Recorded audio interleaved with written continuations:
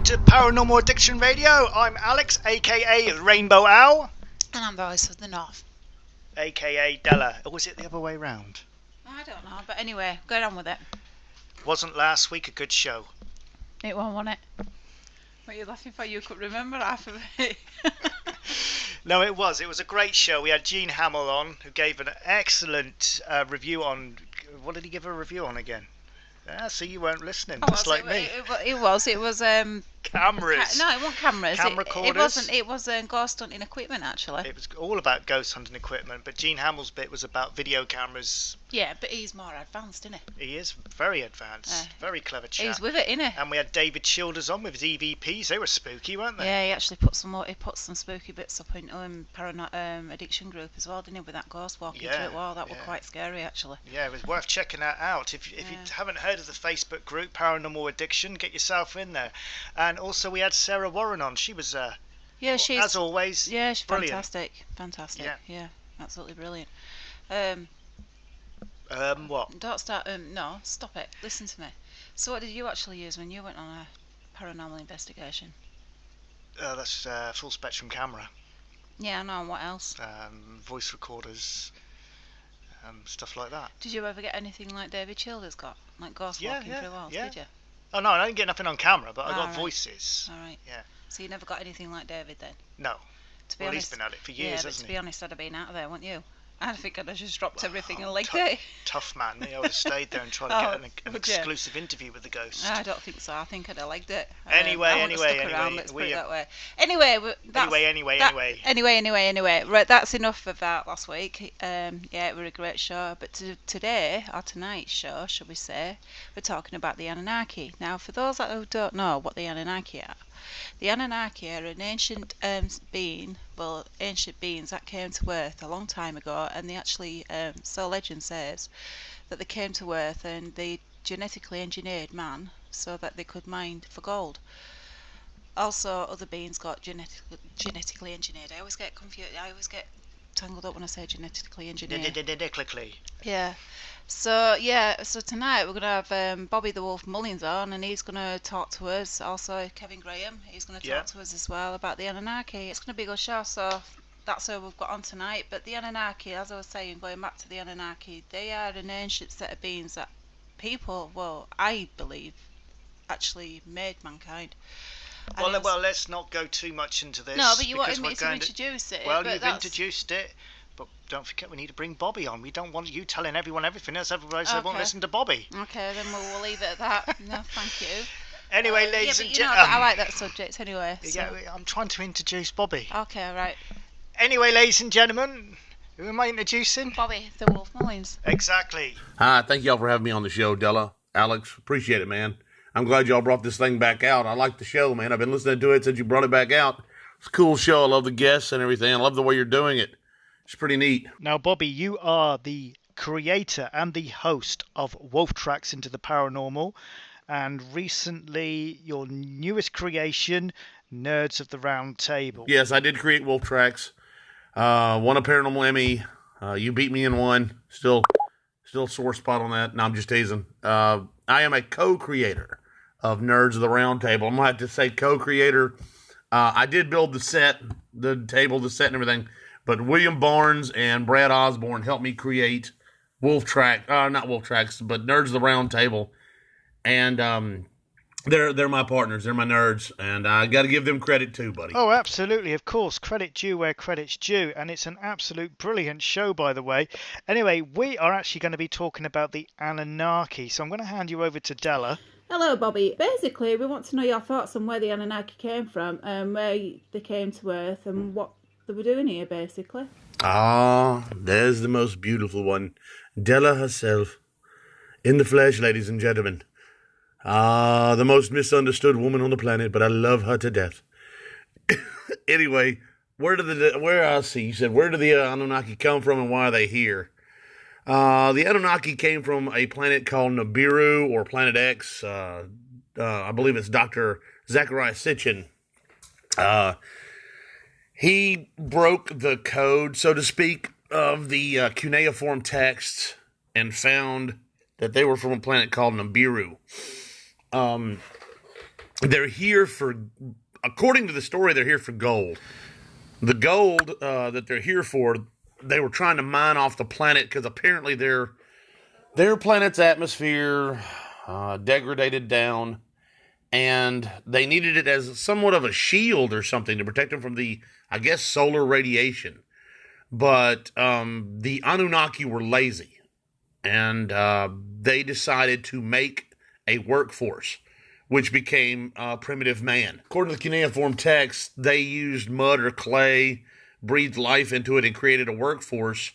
But that workforce ends up being us. And they've actually found in Samaria the mines that apparently our ancestors dug. Going back to how they created us, they were saying that Enki was the creator of us. So basically, yes, they was lazy, they didn't want to do it. And I've also looked into this, Bobby. Apparently they came to Earth with their own race of slaves. And apparently that race of slaves decided they don't want to work for them anymore. I think they basically had enough. And this is why Enki ended up having to make mankind. Now, apparently, according to legend, mankind was made of DNA from the Neanderthal and DNA from the Anunnaki, but they wanted us to be pretty simple. To be honest, they wanted us to be dumb. So I think they made quite a few versions of us before we eventually evolved to what we are today. That's what I've read and looked into. So what are your thoughts on that? I believe they did breathe life into us. And you're right, they used Cro-Magnon or Neanderthal DNA and their own. They are a very lazy race. You have Enki and Enlil. I believe it's Enlil who hated our noise. Enki was the one that wanted the workforce, and Enlil wanted quiet, if I remember correctly. But yes, they also, with the Anunnaki's DNA, if you look at the king's list that is written in cuneiform, these kings ruled for 400 and 500 years. So the Anunnaki have an incredibly long lifespan. That not only did they want their workforce dumb, they dumbed us down, but they also retarded our lifespan. In other words, they made our lifespan short because they didn't want us ruling like them and living long periods like them. There's a queen, she's Sumerian. We dug her up, supposedly. She has the conical-shaped head, but she apparently is on the king's list. So she is Anunnaki and Sumerian mix, apparently. According to ancient astronaut theory, she is literally an Anunnaki and Sumerian mix. I forget her name, but she ruled, and she's on the king's list, apparently. But she's the only link that we now have to them, apparently. It's very interesting. The whole Anunnaki storyline is incredible. To fathom that this alien race come down, created us, then wanted us to shut up and tried to flood us out. It's nuts. So, Bobby, what evidence has been found to support this mythological theory that this Anunnaki actually existed and all of this actually happened? Okay. Evidence. The evidence is in the sculptures and the cuneiform texts. There's these there are these tablets that range anywhere from like a pillar to small pocket size, and they have what's called cuneiform text on them. It's the stories and writings of the Sumerians talking about the Anunnaki. The Anunnaki, if you look at the sculptures and the reliefs, that's the word I'm looking for, of the Anunnaki are larger than life. They're bigger than us. They're godlike. Almost the same theory as far as the Egyptians, the god pantheon. They're saying now that the statues are actual size of those gods, Horus, and all of the other gods. They're saying that they're actual size compared to us. The King's List was found later on, as well as other cuneiform texts. Zachariah Sitchin apparently found a vault of these things. If memory serves me correctly, I'm doing this strictly off memory, so if I'm wrong, I'm wrong. But they were finding these cuneiform texts on stone reliefs, and finally Zachariah Sitchin apparently deciphered them. And this is the history and record of the Anunnaki coming to Earth with, like Della said, their own workforce. But their own workforce rebelled, and that's what we did. We had intelligence. They gave us, they retarded our lifespan, made us strong, but they gave us some sort of intelligence so we could take orders. We could go from A to B without being told 9 times. The Anunnaki underestimated us. And apparently our ancestors, whatever they made, apparently rebelled. And I want to say overthrow the Anunnaki or chase them away. The Anunnaki they're a lazy race, apparently. They do not want conflict. They do not want work. They want to sit on their butts and do nothing. Apparently. I have no idea. But apparently they describe them as being very lazy. So if there's any confrontation, I would imagine they'd run. All your reliefs, though, show the Anunnaki, like I said, larger than life and flying. They always have wings and some weird purse or bag with them. There's also a pine cone they're always shown with, which is something different entirely. Funny that you should mention the bag and the pine cone. Now, apparently, I heard that was to make things levitate, so they could move big objects with the pine cone. And that's very interesting as well that you said that the statues are actually to life-size scale. Now, I do believe that because they did say that Anunnaki were giants, and then it's like we've discussed before about giants, haven't we? About the red-haired giants. We've discussed this in previous conversations that we've had. Now, I actually think that them red-haired giants are descendants of the Anunnaki from them. You know, I think they actually genetically engineered them as well. And I think the queen that you're talking about, I think, is it Queen Nefertiti? I'm sure it is. That was on the king's list? Yeah, I believe it was Queen Nefertiti. She was the only one that made it on as far as a ruler. She's part Anunnaki. That's the crazy thing. Her DNA is mixed with that, which, of course, if you look at the workforce being made, we're all part Anunnaki, so we're the alien race on the planet. The King's List is so amazing to me to see it, because when you look at these rulers that ruled over Sumeria, or ancient Sumer, they ruled for 400 and 500 years. Now, you're talking about somebody in their 20s, theoretically, that now rules for 400 and 500 years. You're talking about a race that lived 600 years. Basically, you're talking Yoda.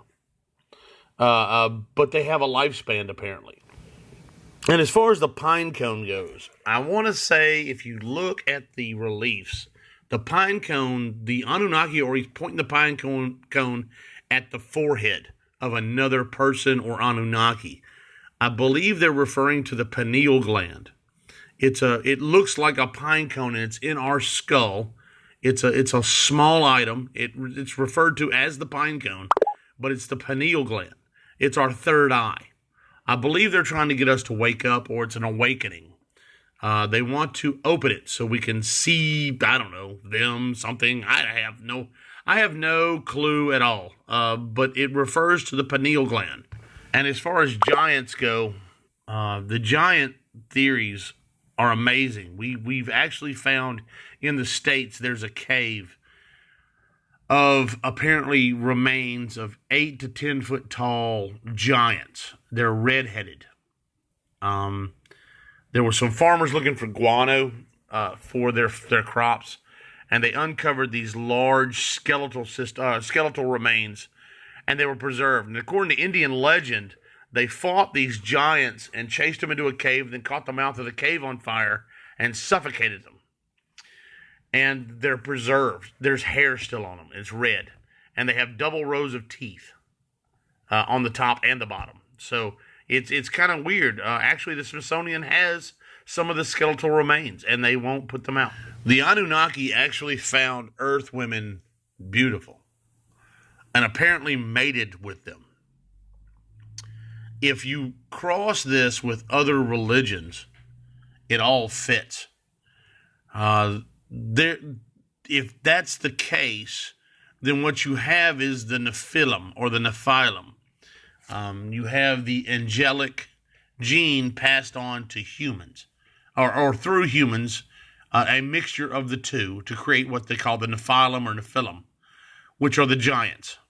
When you mix angelic with human, you get a giant, someone larger than life, a Hercules, a Goliath. We actually found Goliath's cave. So giants did walk on the planet. Now, Bobby, could it be that the dinosaurs became extinct because the Anunnaki got rid of them? I mean, if you're going to create a genetic race, and we are the genetic race, the humans, and you're putting them on planet Earth to mine for gold, the last thing you want is dinosaurs walking around that could be a threat to the human race, eating them or whatever. That's if the Anunnaki, of course, was around that time period. Well, funny you should mention the dinosaur thing. There's two things that prove that humans were around with dinosaurs. There's actually a dried lake bed where we find a lot of footprints, reliefs or whatever, of dinosaur footprints. Well, one of the sets of footprints is literally with human. There's dinosaur and human footprints, almost as if they're walking side by side. Anyway, you can Google that and find that. Also, there is a Tibetan sanctuary or building of some sort, and there's what would be considered a sculpture on the side, and it's all these different things on the side of this doorway. Well, one of them is a Stegosaurus. Now, the sculptor apparently sculpted the Stegosaurus with skin on, eyes, and everything intact. So how did the sculptor know what it looked like from the bones? It didn't. That means this Stegosaurus walked the earth with humans. Now, as far as the Anunnaki getting rid of the dinosaurs, that's nuts. There's actually a theory on that. The theory about the dinosaurs, you're dealing with the asteroid strike of the Yucatan. But the problem with that is the T-Rex skeletons, and I've researched a little bit of this, and a lot of it's true. The T-Rex skeletons are covered in a lead-based paint. The reason the T-Rex skeletons are covered in a lead-based paint is because they're radioactive. They show some sort of signs of radioactivity. Unlike any other bones found, they're radioactive. Now, you've got to look at the fact that they're scattered all over the planet, or wherever they're indigenous to. But they're the only ones radioactive. Why? Yes, I have heard before that dinosaur bones are coated in a black lead paint to protect us from the radiation from them. You do know that the asteroid that struck the Yucatan actually has genealogy to the asteroid belt between Mars and Jupiter, right? I mean, you understand that asteroid came from that asteroid belt. They've actually mapped it out. They know the genealogy of all the rocks or asteroids and small objects in the asteroid belt. And they know that the asteroid that struck the Earth and supposedly killed the dinosaurs came from the asteroid belt. You understand that, right? No, I didn't know that. That's very interesting. Now, Bobby, the Anunnaki supposedly came to planet Earth to mine for gold. Now, it is thought that the gold was to repair their own planet's atmosphere, the ozone layer. Now, why go through all that trouble of mining for gold? Why didn't they just abandon that planet and come and live and make planet Earth their own and inhabit that? Why wouldn't they take over the planet? Well, if you look at Mars right now, they're talking about terraforming Mars. And one of the theories is to put up a shield to protect it from the solar radiation or waves from the sun. And believe it or not, the way they're going to do it is a layer of gold. It's a shield that blocks the sun and lets the planet heal. It lets the planet build its atmosphere back up to give it an ozone layer. Because apparently the planet's active. It has an iron core. So it has some sort of magnetosphere. God, y'all are making me reach really far into my mind and now. Anyway, if that's the case, they're just trying to temporarily patch it to fix it. The gold is for a bandage. It's a shield at best. The Anunnaki do not want to leave what they've created. Their planet's on apparently an elliptical orbit around our sun. And when it gets close, apparently the sun's radiation messes them up something fierce. So they need this shield. They've depleted their ozone. But as far as the dinosaurs go, man, I wish I could tell you what I've discovered. But anyway, just realize that asteroid came from the asteroid belt that hit the Yucatan and supposedly created the nuclear winter, which destroyed the dinosaurs. Now, I'm trying to buy into this theory that we humans were genetically created by the Anunnaki.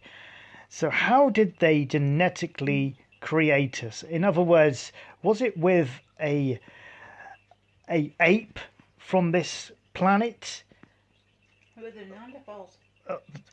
I'm trying to understand the theory behind how another species can create a genetically manufactured, if you like, human. They would have had to have made more than one of us. They would have had to have made a female and a male, and then got us to breed to make loads of little baby humans so we all grow up like we are today, surely. Well, that's where the theory about Adam and Eve come from. So do you think that might be where Adam and Eve came from? Yeah. Oh, good God. Y'all are going to make me break off into some weird shit here. All right. Let's think about Adam and Eve for a second. What if Adam and Eve are refugees from a dying planet and their shuttle or their craft is what hit the Yucatan and destroyed the dinosaurs? And they're explorers and they created human life on this planet. I've been thinking about this for a while. What if their craft was what destroyed the dinosaurs? And what if they were the beginning, the end-all, be-all, the alpha and the omega? Because there was other tribes of man on the planet, and that would be considered Neanderthal, Cro-Magnon. What if that's it? So what about all the other animals on this planet? Are they native to this planet, or were they brought here by the Anunnaki for perhaps our food? Obviously we have to eat. So maybe the Anunnaki thought, right, we need to give them meat to eat. So we're going to have to introduce animals. Or were some of the animals on this planet already native to this planet? There's all these questions. It's all right saying it's a genetically manufactured race, which ended up being the human being. But obviously you've got to keep the human being alive. We need food, water, clothing, etc., etc. So just maybe that is why this world is so full of all different kinds of life. That's a great question, Alex. I believe the life existed on this planet way before humans existed on this planet. If you take any life form on this planet and you introduce it to the planet survives. You take humans and you introduce humans to the planet dies. We literally will mine and exploit every resource on the planet till the planet dies. No other species on the planet will do that. I believe when you're talking about food sources, clothing, whatever, we literally mine, hunt, kill, and do what we have to do to survive. We're a warlike race, unfortunately. But if we weren't on Earth, Earth would survive. As it is, we are here and Earth will die. As far as the Anunnaki goes and the making of us, Alex, you got to realize you're dealing with a race of being that traveled to our planet. And when they travel to our planet, that means they are technologically advanced. They play God. I think a lot of our gods play God. Look at the Greek and Roman pantheon. Look at the Mayan, the Aztec, the Sumerian, all their pantheons of gods. I think they're beings with technology that played God. And we worshiped them for it because we didn't understand their technology. And as far as the Sumerians go, they created us to worship them. What if we overthrew them? I believe we did. And we chased them the away. Well, Bobby, there's just so many interesting theories, and the deeper you go into this, it just throws the mind in all directions, doesn't it? Everybody's got a theory about everything, Alex. That's the great thing about being human. We think. We have freedom of thought. We have free will. And we want to understand our creation. We want to understand our well-being. And that's the neat thing. But it's also our downfall. I think once we play God and try to become God, that's when it ends. Because whatever's out there that's God, playing God, wants to be God, will only let us get so close. And then it will wipe us out. Just like Enlil, Enki and Enlil, I think it was Enlil who got tired of the noise of the humans, so he created the flood to wipe us out. And Enki told them to make an ark. But back to the Anunnaki. The Anunnaki, look at the disc they're in. It's wings, has landing gear. Look at the crazy things that are in the sculptures. You gotta look at the sculptures. They always show them riding in a winged circular craft above us, which has landing gear. It has 2 legs like landing gear. Look, people, the general public has to look at this and see it for what it is. You have to put it in modern eyes. You have to look at it through a modern vision. It's not just a relief. It's not a carving of a symbol that is, oh, that's their marking or tattoo or whatever. No. Our ancestors were trying to show that they flew. Matter of fact, angels, what they call angels, didn't have wings until recently, or in our past. They were known as a glowing or a radiant race. Now, with that being said, they were considered angelic, but for some reason they flew. Now, in order to show that they flew, our ancestors didn't know what flying was or how to describe it, but they knew birds flew. So they gave the angels wings. And in history, that's where wings come from for angels. The Anunnaki have wings. Theoretically, they could fly. If there is any truth, and if it is real, about this Anunnaki theory, then that kind of throws all of religion out of the window, doesn't it? All religions are based on the same theories. That's the crazy thing. No one understands that. All religions are based on the same thing. Look at Judaism, look at the Muslim religion, and look at Catholicism. What is the common denominator in all three? I'll give you a minute or some seconds. The common denominator is the Archangel Gabriel. Gabriel gave the Quran to Muhammad. Archangel Gabriel is an archangel in the Judaism religion and Catholicism religion. So why is that? Why do you have a common denominator between the big three? It's because the big three are all the same.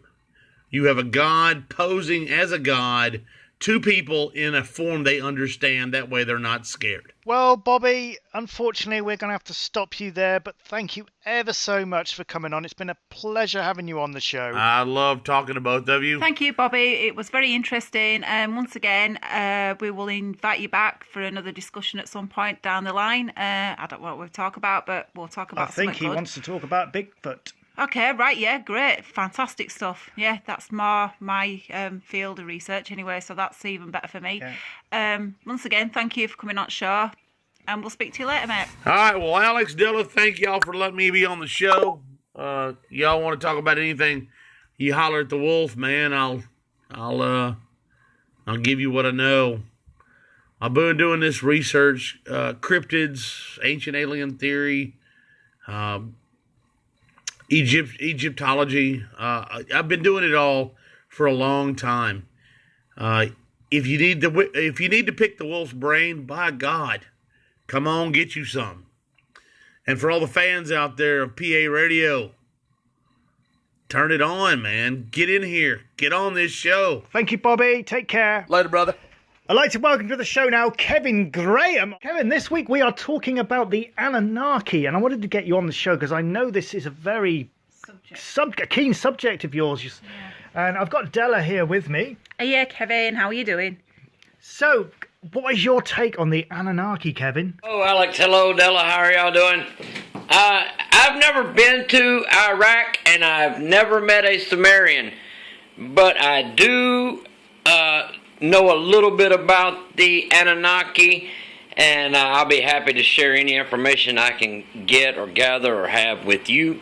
In my personal opinion, I think they're Martians, and I think that they, destroyed Mars somehow, or some catastrophe happened on Mars, and we somehow, or the Anunnaki somehow came to Earth and procreated with whatever it took to make us, fallen angels, whatever you want to call them, gods, who knows? I mean, hey, they invented the wheel.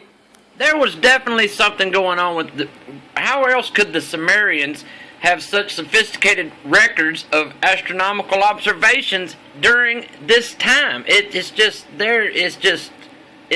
is fascinating to me. I must agree with you there. I mean, the technology at that time with the Sumerians and how they built everything. I mean, going back in history, when you look at what they built, it's just far superior to what we could ever build today. So there's got to be some extraterrestrial involvement there. I agree with you 100% about the extraterrestrials.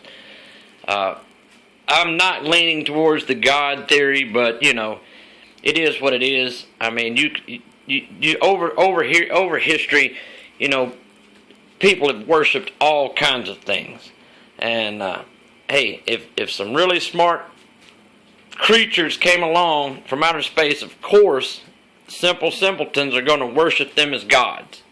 Now, Kevin, a lot of people believe that the Anunnaki came to Earth and they had a race of slaves already with them.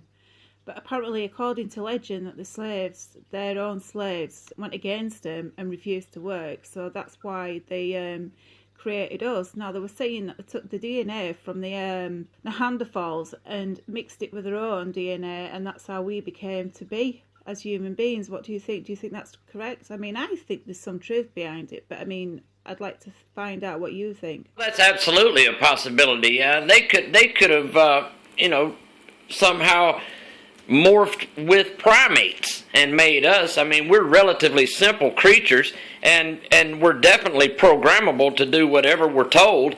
That's obvious even in today's culture. I mean, TV programming, run out and buy the Louis Vuitton. What about the planet? Is it Planet X, Planet Nibiru, whatever it's called? Some people believe that this cloaked planet Nibiru is nothing more than a spaceship. And some people believe that Nibiru was the home of the technologically advanced human-like extraterrestrial race called the Anunnaki. Well, that's quite interesting that you should mention that, Kevin, because apparently some astronomers have actually said that Planet X is due back in our solar system at any time, apparently. So there's a chance that the Anunnaki could return to Earth. I've heard that it's been on some elliptical circle around the Earth, through the solar system and all that. But I think the thing is stationary and it's just cloaked. I mean, they are so technologically advanced. Who's to say that they're not driving this thing? It's actually a spaceship. And that's my opinion now. I'm no astronomer. So, Kevin, if they did return, do you think that maybe they would enslave us again and make us mine for gold? No, I don't want to wind up a slave creature working in a gold mine for the Anunnaki. I just don't want to do that. That's not my thing. Now, Kevin, would you say that perhaps they are extraterrestrials? Just basic aliens? Or maybe some high-powered god, like the big creator of all? I'm still going to be leaning more towards the extraterrestrials as opposed to gods, in my opinion. But you know what? I'm open to debate. I love to hear everyone's views on it. Kevin, a lot of people said that when the Anunnaki actually got what they wanted and then left. Now, a lot of people also said that a lot of them stayed behind. And apparently they're still among us. So what's your theory on that? Do you still think that they're still here? I know a lot of them didn't go back. And I think that's what a lot of people are calling now the Nephilim and the fallen angels. And the Watchers are the shining ones, because there are quite a few names that are being said. They are definitely among us. And they definitely have intellect that is far superior to the average, ordinary human being. And they've hidden themselves inside of secret organizations, Some may say even the Illuminati. And they believe, there's 36 degrees of masonry. I believe there's 360 degrees. And even the Masons don't know about it. So yeah, they're here. And they are watching. A lot of people believe that there were actually 2 races of Anunnaki.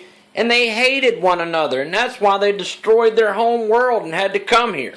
Could it possibly be that UFO sightings and stories of alien abductions, maybe that is the Anunnaki paying us a visit, making sure we're developing correctly, keeping watch on us?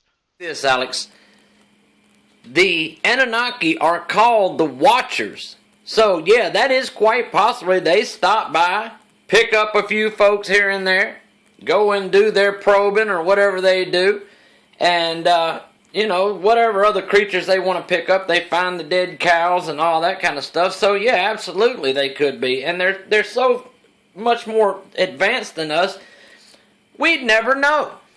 It could be a possibility, Kevin, that the actual aliens known as the Greys could actually be the Anunnaki. Kevin, are you there?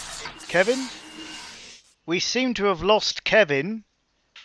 It was quite bizarre that we were talking about alien abductions and UFOs and Watchers, and now Kevin's disappeared. Hopefully he'll get hold of us soon. Right, I think Kevin Graham's being abducted. What do you reckon? Possibility. I mean, we were talking to him and I'm not getting any reply, just some strange noises. Do you think they probed him? Well, we'll find out when we get the invoice, won't we? Well, probably, yeah. Anyway, guys, that's us for tonight. So it's goodbye from me, and it's goodbye from me. And thank you ever so much to Bobby the Wolf Mullins, Kevin Graham. Hopefully we'll find him. And remember, search party out for him if I don't hear not from him in 3 days. Exactly. And remember, what's the thing I say at the end again? Forgot, haven't you? Because you're a plonker. And remember, stay focused. Stop making me laugh. Stay focused. Stay alert. But most importantly, stay safe. See you later. Cheerio.